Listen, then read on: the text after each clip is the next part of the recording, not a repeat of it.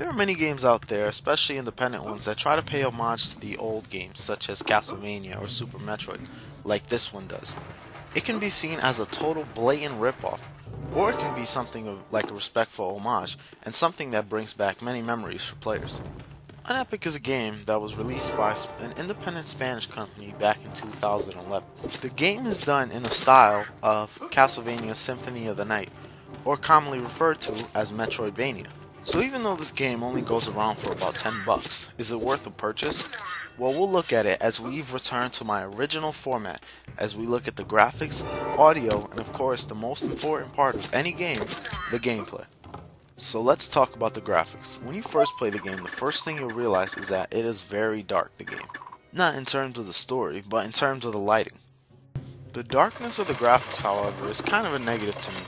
Sometimes it's good, but most of the time it's annoying, like especially when you're fighting enemies such as bats. Even in rooms that should be well lit, they are still very hard to see. Other than that though, the graphics are pretty charming. I like the character models, and there's a lot of animation. Almost everything that you do involves some sort of animation, whether it be drinking a potion, swinging an axe, or anything like that. For the most part, the environments look pretty good. However, there isn't too much variation when it comes to these environments. A lot of them have the same colors such as black, brown, gray, just those colors. This game also runs at a very smooth 60 frames per second.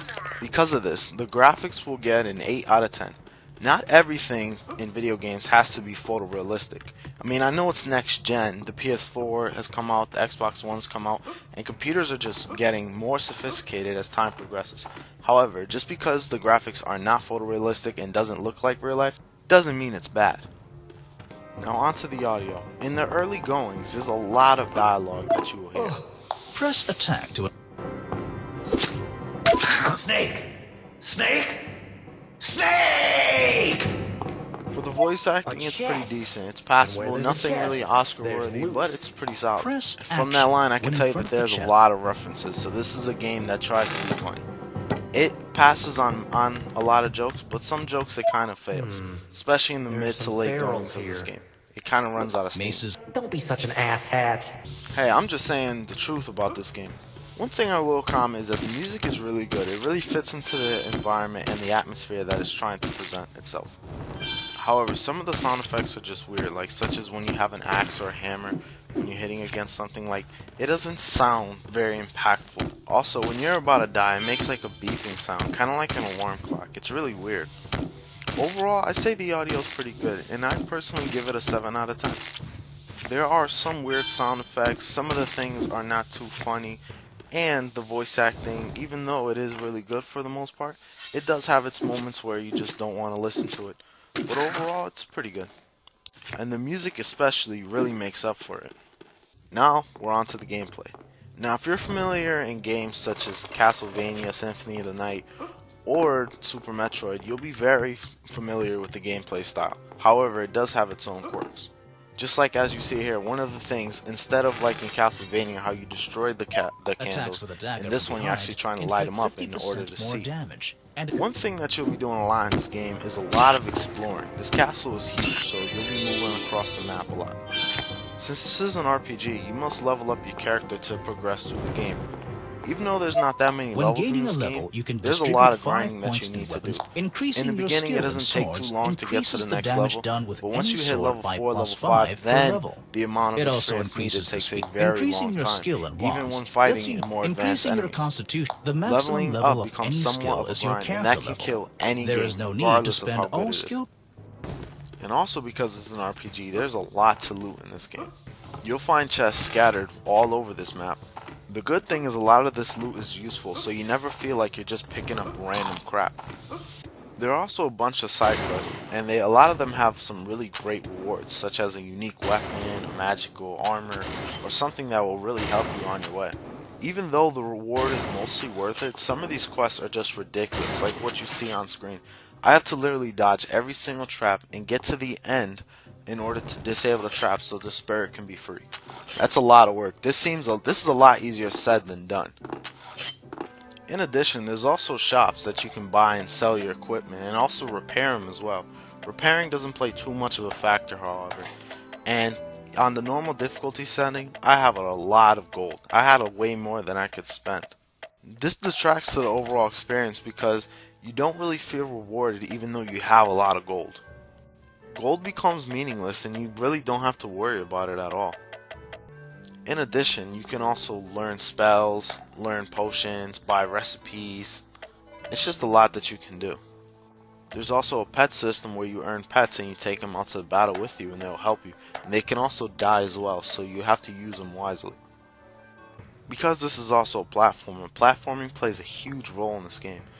It's mostly involved when you have to get to certain areas of the map. If you make the wrong jump, you can overshoot it. Sometimes, like as you see on screen, it can help you try to evade battles and to go to other places.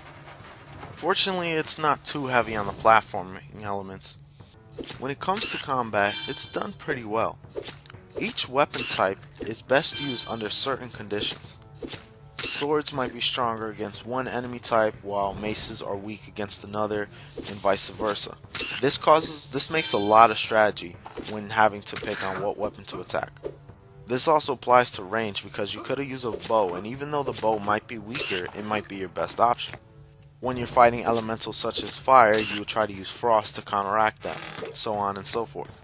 There's also a feature in the game when it comes to the bows and arrows where you can track the enemies, which that's actually a really cool feature. I actually liked it.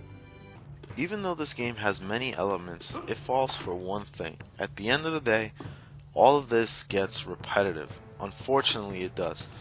There's a lot of backtracking involved with this game. Some people might not mind that, but to me, it really gets annoying. I can't stand seeing the same environments over and over again and having to fight the same enemies over and over again because they don't change their locations. They respawn in the exact same place, and it is so stupid sometimes. I'm not a huge fan of boss battles because a lot of them have been done over and over again, and this game is no exception. Early on, these boss battles are really boring. You can easily find exactly how to beat them. It's not very impressive, and it doesn't feel that rewarding when you beat them. Overall, I give the gameplay a 6 out of 10. I kind of feel like I undershot that score, but when you really get deeper into the game, it really starts to get repetitive. At first, the gameplay is enjoyable, but it tends to drag on as you progress through. Now I'll come to the closing thoughts. In the early goings, this game is a lot of fun, similar to how Lionheart was. At the beginning, it's a lot of fun, it's really engaging. Towards the mid game, it still keeps up there, but towards the end, it really starts to drag on, and the story is just not as strong. I've heard that there are multiple endings, so there's a lot of reasons to replay this game. Even though I was laughing my ass off in the beginning of this game, it really starts to drag. The jokes just start to fail, and it just becomes riddled with just a bunch of references to other games. At first, it seems really clever, but then it starts to lose its appeal. Overall, I'd still give this game a 7 out of 10. Even though it's not as strong as other games, it's still a good game. You'll get a pretty good and decent amount of content for what you get for your money. If you're a fan of Metroidvania style games, I'd certainly recommend this to you. For everyone else, give it a try. This is Pow3rh0use, signing off.